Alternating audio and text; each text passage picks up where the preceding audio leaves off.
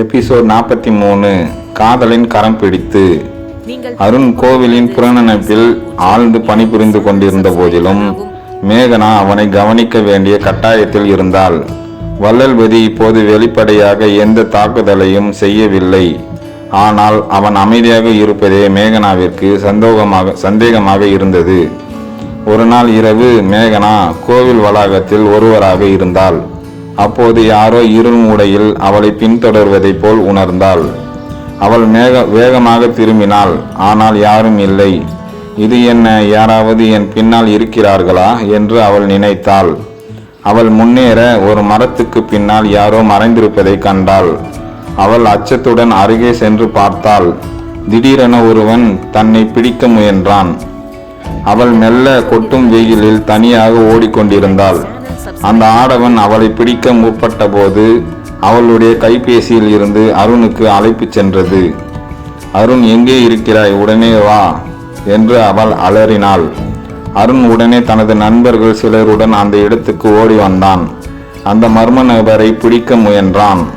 ஆனால் அவன் இருள் விலகி ஓடிவிட்டான். இவன் யார்? ஏன் மேகனாவை தாக்கினான் என்று அவன் கோபத்துடன் கேட்டான். மேகனா பயந்து, அருண், இவையெல்லாம் ஏதோ ஒரு பெரிய சதியின் அங்கமாக இருக்கலாம். நாம் மிகவும் ஜாக்கிரதையாக இருக்க வேண்டும் என்றாள்.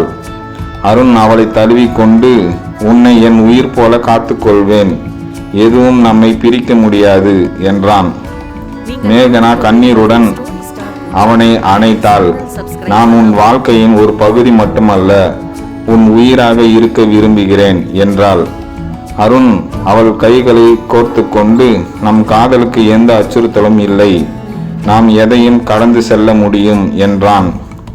அவர்களின் உரையாடலை வள்ளல்பதி மறைவில் இருந்து கேட்டுக்கொண்டிருந்தான். அவன் முகத்தில் ஒரு சிரிப்புடன், உங்கள் காதல் வெல்லாது, விரைவில் உங்கள் வாழ்க்கை முழுவதும் நான் புரட்டி போடப் போகிறேன் என்று பேசிக்கொண்டே இருளில் மறைந்தான். அருணுக்கும் மேகனாவுக்கும் முன்பாக இன்னும் பெரிய சோதனைகள் வரப்போகிறதா? தொடரும். எபிசோட் 44 மௌனத்திற்குள் மறைந்த உண்மை. அந்த இரவு மேகனா திடீரென்று வீசும் காற்றில் நடுங்கிக் கொண்டிருந்தாள். வள்ளல்பதியின் சதியை பற்றி அருணிடம் சொல்லிய பிறகும் அவள் மனதிற்குள் ஒரு பதற்றம் இருந்து கொண்டே இருந்தது. கோவிலின் புனரமைப்பு வேகமாக நடந்து கொண்டிருந்தது. ஆனால் அதில் ஏதோ புதிரான உணர்வு ஒளிந்திருந்தது. அடுத்த நாள் கோவில் பிரகாரத்தில் வேலை செய்து கொண்டிருந்த பங்கஜம் அடியெடுக்க முடியாமல் மயக்கம் அடைந்தார்.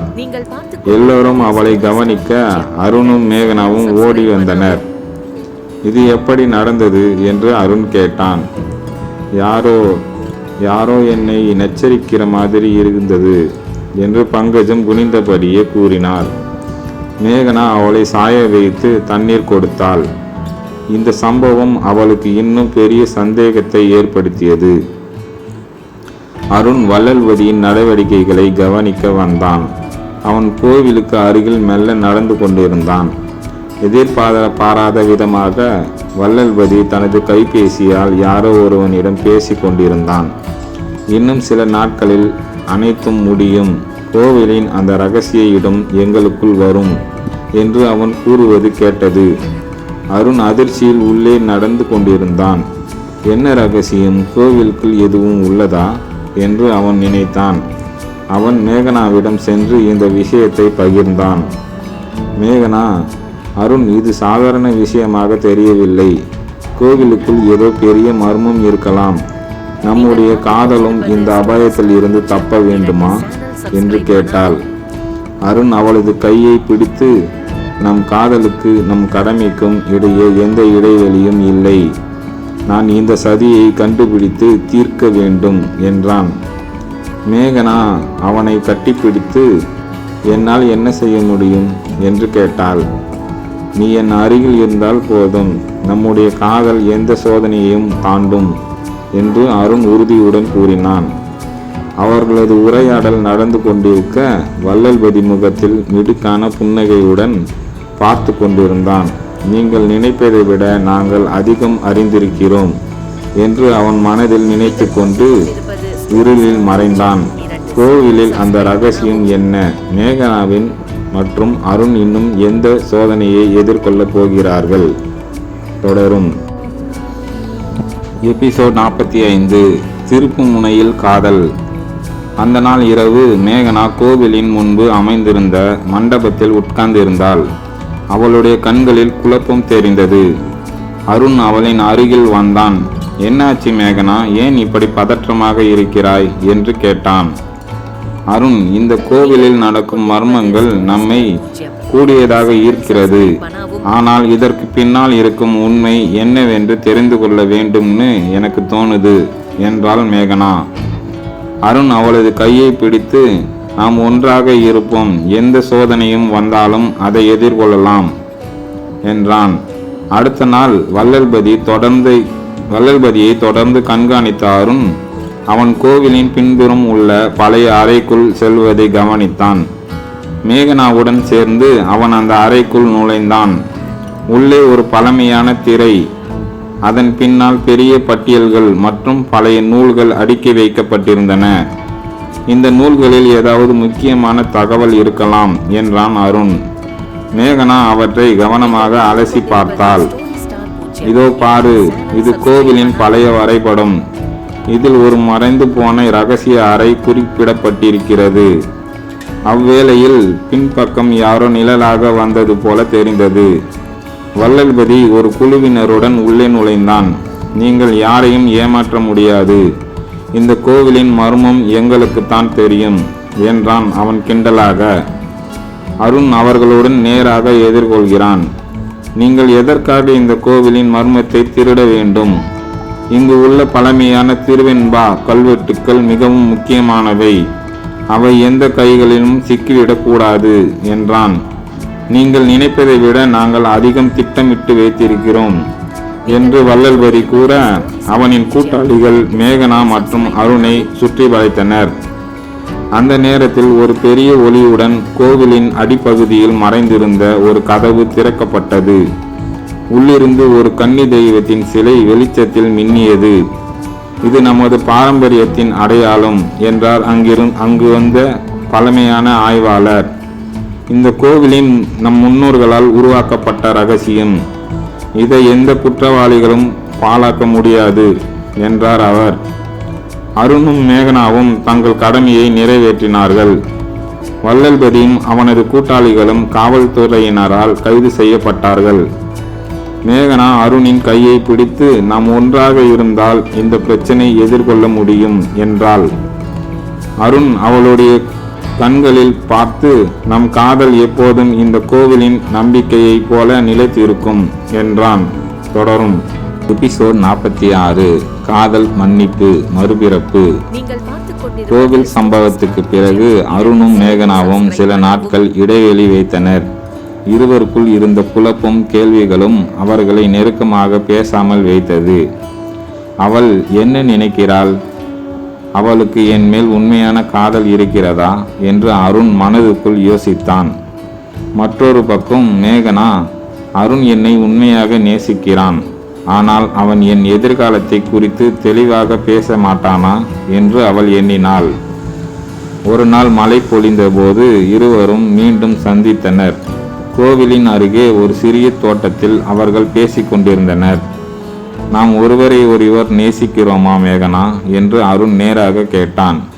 நிச்சயமாக அருண், ஆனால் காதல் மட்டும் போதுமா? நம் எதிர்காலம் எப்படி இருக்கும் என்றாள் மேகனா. நாம் இருவருக்கும் வாழ்க்கை சமாதானத்தில் இருக்கும் என நினைக்கிறேன். நீயும் நானும் சேர்ந்து எதிர்காலத்தை கட்டிக்கொள்வோம். மேகனா அந்த வார்த்தைகளை கேட்டதும் கண் கலங்கினாள். நீ இதை உண்மையாக சொல்கிறாயா அருண் என்றாள்.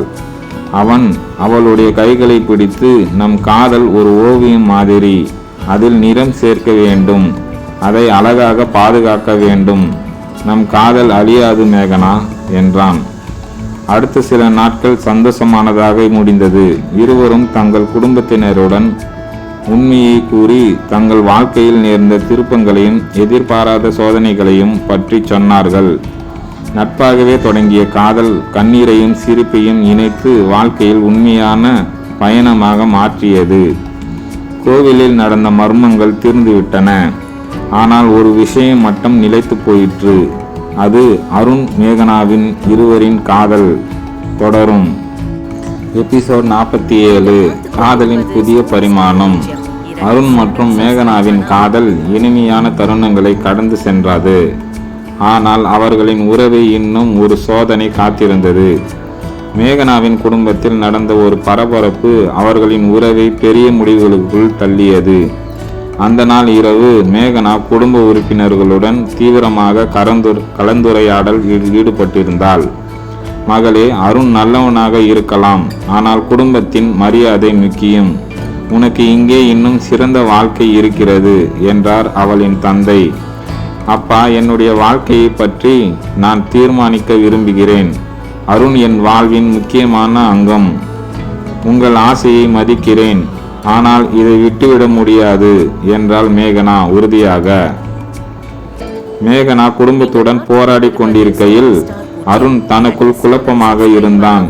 இது எப்போது முடியும்? மேகனாவிற்கு நான் முக்கியம் இல்லையா என்று நினைத்து கொண்டான். அந்த நேரத்தில் அவனுடைய தோழன் கார்த்திக், அருண், உன் உண்மையான காதல் எந்த சோதனையும் கடந்து செல்லும். நீ உன் காதலை நிரூபிக்க வேண்டியதுதான் முக்கியம் என்று ஆதரவாக பேசினான். அடுத்த நாள் மேகனா மற்றும் அருண் கோவிலில் சந்தித்தனர். இருவரும் ஒன்றாக இருந்தபோதும் மனதில் ஒரு குழப்பம் இருந்தது. மேகனா, உன் குடும்பம் எதிர்ப்பு பாராட்டினால் நீ என்ன செய்வாய் என்று அருண் கேட்டான். நீ என்ன சொல்கிறாய் அருண்? நம் காதலை எதுவும் அழிக்க முடியாது. நான் என் குடும்பத்தையும் புரிந்து கொள்ள வைப்பேன், உன்னையும் விடமாட்டேன் என்றாள் மேகனா உறுதியாக. அந்த நேரத்தில் மேகனாவின் தந்தை அங்கு வந்தார். நீங்கள் இருவரும் உண்மையாக நேசிக்கிறீர்களா என்று கேட்டார். ஆம் ஐயா, நான் மேகனாவை என் உயிராய் நேசிக்கிறேன் என்றான் அருண். தந்தையின் முகத்தில் திடீரென ஒரு சிரிப்பு. உங்களது உறுதியை பார்த்த பிறகு நான் இனி எதுவும் சொல்ல விரும்பவில்லை. உங்கள் உறவை வாழ்த்துகிறேன் என்றார். அந்த வாரம் இறுதியில் திருமண ஏற்பாடுகள் தீவிரமாக நடந்தன.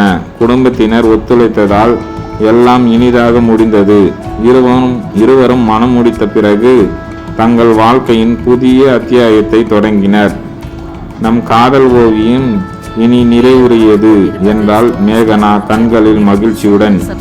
இல்லை மேகனா, இது இன்னும் தொடங்கியதுதான் என்று அருண் சொல்ல, இருவரும் மலையிலேயே நின்று விழித்தெழுந்த காதலாக ஒரு புதிய வாழ்க்கையை துவங்கினர். தொடரும். இந்த கதை உங்களுக்கு பிடித்திருந்தால் சப்ஸ்கிரைப் பண்ணி எனக்கு ஆதரவு தெரிவிங்கள்.